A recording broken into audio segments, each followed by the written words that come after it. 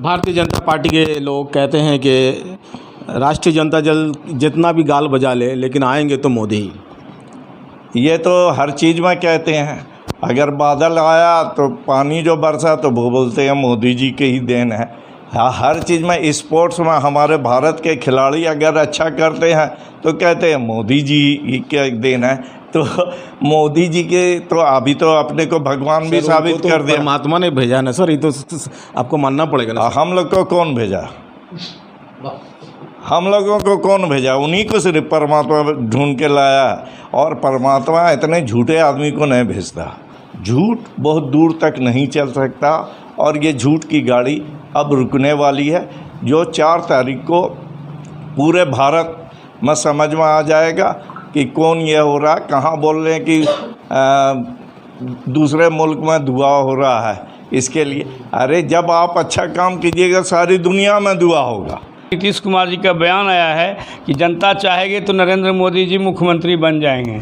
मतलब उनको अब गुजरात भेजने की तैयारी चल रही है। वो हार कबूल कर चुके हैं।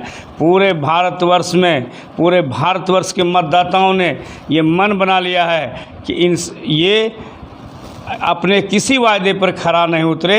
चाहे 15 लाख टका बैंक में देने की बात हो गरीबों के खाते में, चाहे 2 करोड़ युवाओं को रोजगार देने की बात हो, ये हर मुद्दे पर फेल साबित हुआ। और हमारे नेता ने जो कहा था 17 महीना में करके दिखाया। उन्होंने कहा था कि मेरी सरकार बनेगी तो हम 10 लाख युवाओं को नौकरी देंगे। उन्होंने 17 महीना के कार्यकाल में 5 लाख युवाओं को नौकरी दिया। प्रधानमंत्री के उस बयान को लेकर राष्ट्रीय जनता दल के नेता काफ़ी आहत है, जिसमें उन्होंने कहा कि लैंड फॉर जॉब में जो शामिल है सबको जेल भेज दिया जाएगा इलेक्शन के बाद। प्रधानमंत्री के बयान को आप किस तरह से देखते हैं?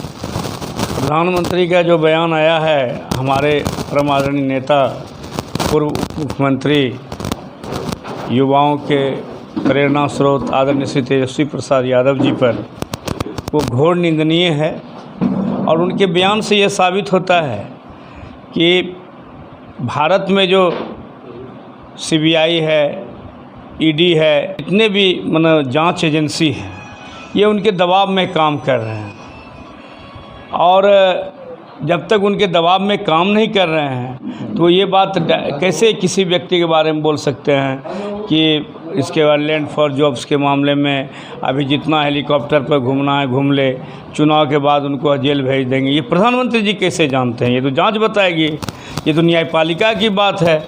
लेकिन जब वो करते हैं, इससे स्पष्ट होता है कि न्यायपालिका हो, ED हो, CD हो, CBI हो, सब जो है उनके अंदर में है। और जाल फांस करके नेताओं को और चुनाव लड़ने वाले प्रत्याशी को, सभी जितने भी लीडरान हैं, सभी को धमकाने का काम प्रधानमंत्री जी कर रहे हैं। बौखलाहट तो इतनी है कि अभी आपने सुना होगा, अभी एक मंच से प्रधानमंत्री ने कहा विपक्ष चाहे जितना मोजरा कर ले, मोजरा की बात, कोठे की बात करना ये प्रधानमंत्री के लिए शोभा की बात नहीं है। सर फुल कॉन्फिडेंस में है कि 400 प्लस हम लोग ला रहे हैं, इसलिए इस तरह के बयान दे रहे हैं। अरे अब तो उनके नेता लोग 400 भूल ही गए हैं। 400 कहना भूल गए, अब 4000 पार बोलते हैं, जो कि लोकसभा में उतनी सीट भी नहीं है। कह रहे हैं कि जेल में डाल देंगे तो कैसे चुनाव लड़ेंगे? अरे राष्ट्रीय जनता दल कोनो कमज़ोर पार्टी नहीं है। मोदी जी को ये सोच लेना चाहिए। यहाँ के कार्यकर्ता ने, चूँकि हमारे नेता आदरणीय तेजस्वी प्रसाद यादव जी बार बार कहते हैं कि संयमित रहो, अनुशासित रहो और अति पिछड़ा भाइयों को, दलित भाइयों को गले से लगाओ और अल्पसंख्यक भाइयों को गले से लगाओ। हमारे नेता बोलते हैं राष्ट्रीय जनता दल इतनी कमज़ोर पार्टी नहीं है। सड़क पर उतर कर आंदोलन करेंगे और जिस दिन हम लोग आंदोलन में उतर जाएंगे तो प्रधानमंत्री को कह देंगे सिंहासन खाली करो, जनता आई है। राष्ट्रीय जनता दल के प्रवक्ता इस वक्त मौजूद है डॉक्टर सलाउद्दीन अहसन साहब। सर आप नरेंद्र मोदी के बयान से बहुत आहत है। ये आम आदमी बोले तो वो ध्यान रखने की बात नहीं है, लेकिन एक हमारे भारतवर्ष का प्रधानमंत्री ऐसे शब्दों का उपयोग कर रहे हैं जो दिल क्या मेरे पूरे भारत के गरिमा को गिरा रहे। आज तक किसी प्रधानमंत्री ने ऐसे शब्दों का प्रयोग नहीं किया। कहाँ कहते हैं कि 1-2 भैंस होगा तो 1 भैंस दे दिया जाएगा, यानी और मंगलसूत्र आपका बेच के यह हो जाएगा। तो इससे पूर्व भी जो इतनी हुकूमत लंबी की है कांग्रेस और महागठबंधन के लोग, तो क्या ऐसा काम किया था? तो बेमोहमल बेज़मीन सर पैर के बात को करते हैं। तो न सिर्फ भारत के लोग ही आए थे बल्कि विदेश में भी लोग इसको अच्छा नहीं समझते हैं, और हम समझते हैं जी कि ऐसे वानी जो 10 साल से वो झूठ के नींव पर अपनी नाव चला रहे हैं, तो वो चलने वाले अब नहीं है। 10 साल में लोग जागरूक हो चुके हैं, नौजवान जागरूक हो चुके हैं।